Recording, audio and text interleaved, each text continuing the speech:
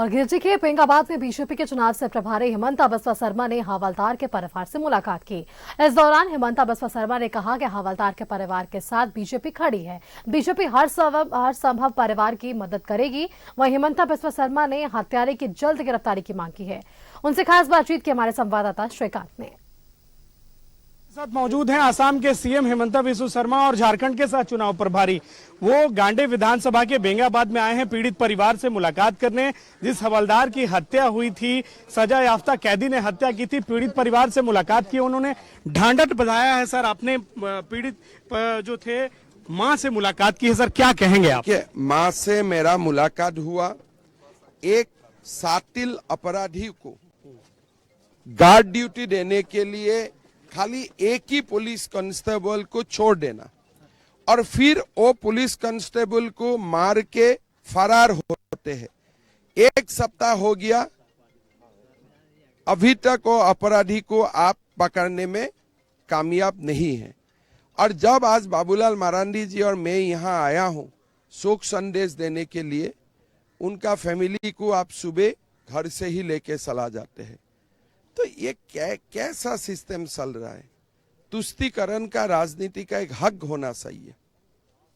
आप एक सातिल अपराधियों को ड्यूटी देने के लिए एक ही कांस्टेबल रखेगा। आज देखिए, एक आदिवासी बेटा का हत्या हुआ है, कोई आया भी नहीं। लोग बोल रहे हैं मैं ही पहला बार आया हूं, बाबूलाल जी पहला बार आया है।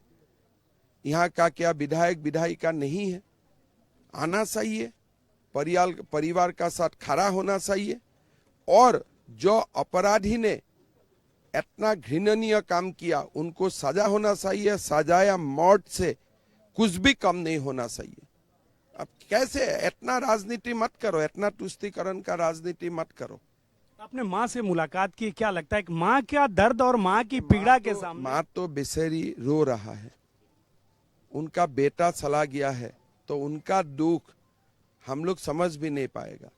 लेकिन ठीक है, आज हम लोग आए। अगर हम लोग आने का कारण परिवार को जल्दी नौकरी मिल जाते हैं, वो हमारे लिए खुशी का बात होगा। पार्टी से भी थोड़ा कुछ हम लोग मदद करने का कोशिश करूंगा। लेकिन सबसे बड़ा बात है, जो हत्याकारी है उनको सजाया मौत मिलना चाहिए।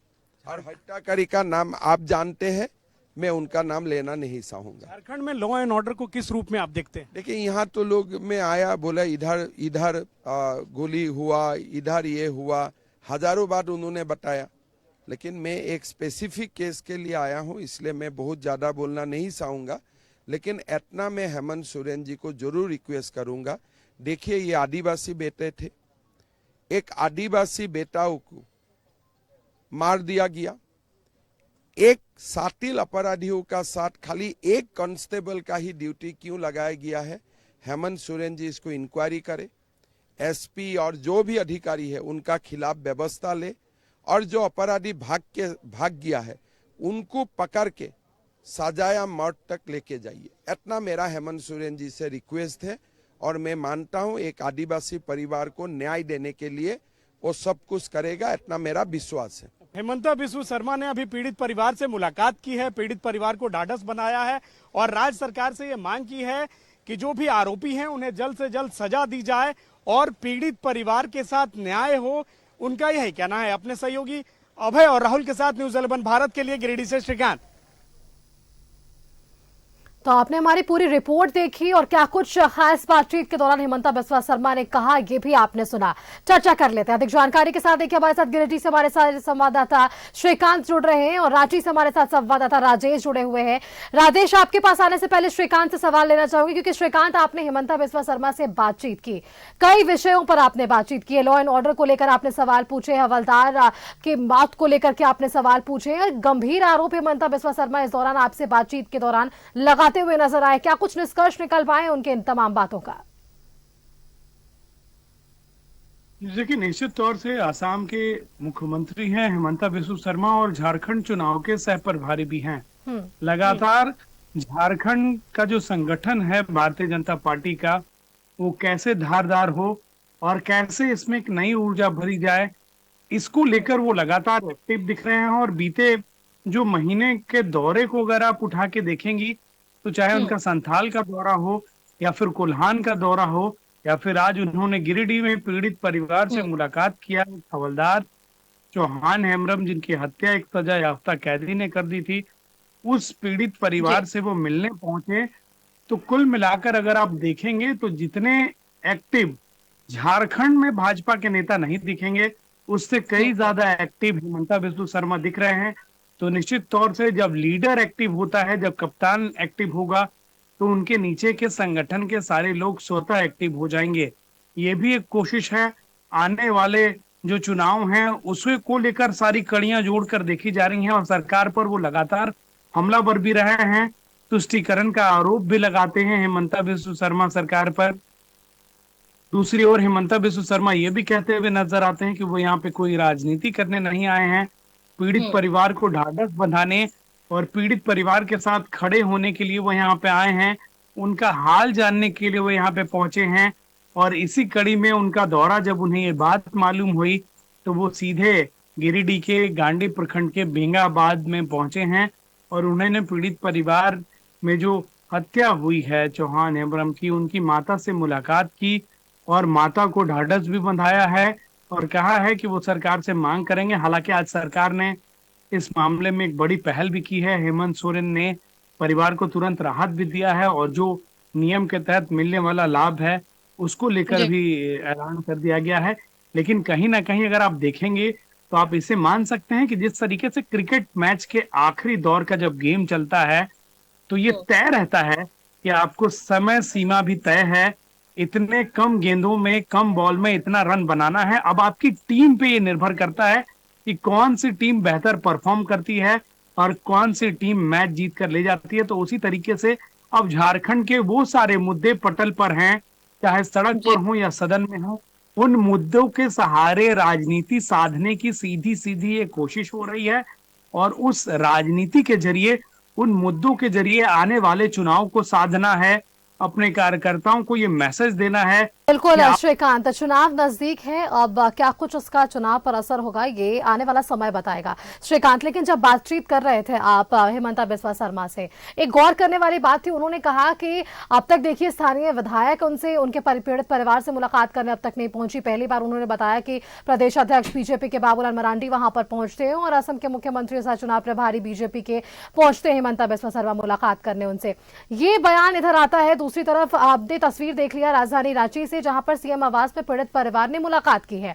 तो राजेश, कैसे देखते हैं आप इस मुलाकात को? क्योंकि एक तरफ हिमंता बिस्वा शर्मा ये आरोप लगा रहे थे कि पीड़ित परिवार को अब तक कुछ आश्वासन नहीं मिला, पीड़ित परिवार से अब तक स्थानीय विधायक और मुख्यमंत्री ने मुलाकात नहीं की, लेकिन दूसरी तरफ तुरंत ही ये तस्वीर सामने आ जाती है, मुख्यमंत्री आवास में उनकी एक मुलाकात की ये तस्वीरें सामने आ पाती है। राजेश, देखिए, घटना के उपरांत मुख्यमंत्री ने भले ही अपने पुलिस के महानिदेशक जो डीजीपी हैं उनसे बात की हो और इस संबंध में पूरी जानकारी ली हो और इसकी त्वरित जांच करने का आदेश दिया हो, लेकिन एक मामले में तो ये कहीं न कहीं पीछे रह गए। वह यह है कि जो पीड़ित परिवार है वहां तक सांत्वना पहुंचाने की जो कोशिश होनी चाहिए थी उसमें ये पीछे रह गए बीजेपी से। बीजेपी की देखिए क्या है, चुनाव है, चुनाव में माहौल बनाने का प्रयास सभी लोग करते हैं, इसमें कोई गलत बात नहीं है। सभी लोग अपने पक्ष में जनता का मिजाज लाने के लिए, उन्हें रिझाने के लिए सब प्रयास होते हैं। लेकिन ये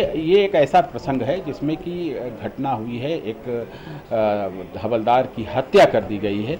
उसके परिवार से कम मिलने वाले वहाँ के जनप्रतिनिधि को जाना चाहिए था। जैसे कि बताया जा रहा है कि गांडी विधानसभा क्षेत्र में पड़ता है, वहाँ की विधायक जो है कल्पना सोरेन है, जो मुख्यमंत्री की धर्मपत्नी है।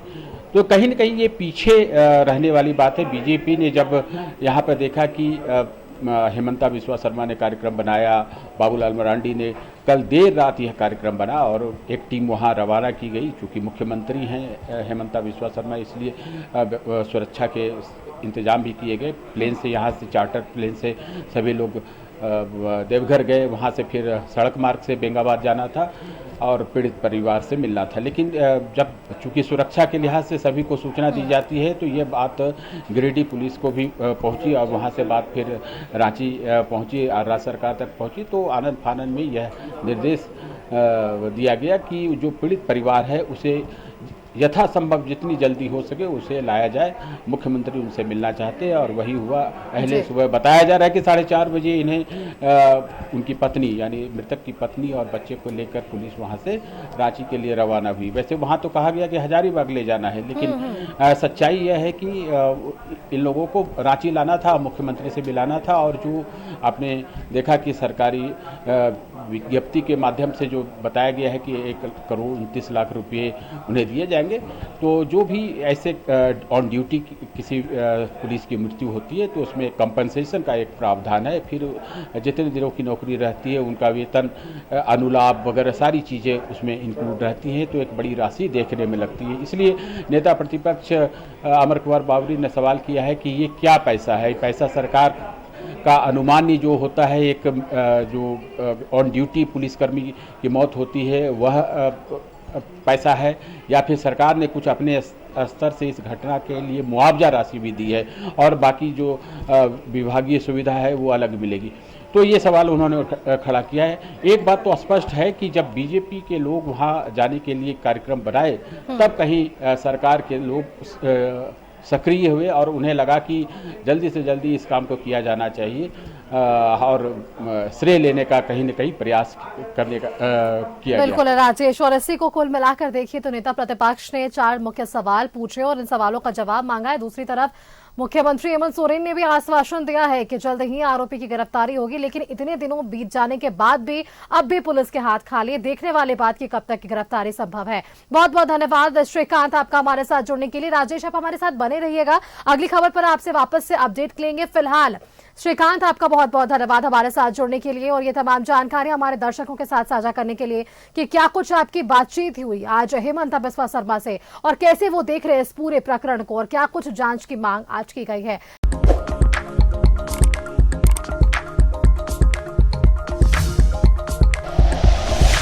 Like and share videos, subscribe करें हमारा चैनल और प्रेस करें बेल आइकॉन। News 11 भारत, सच है तो दिखेगा।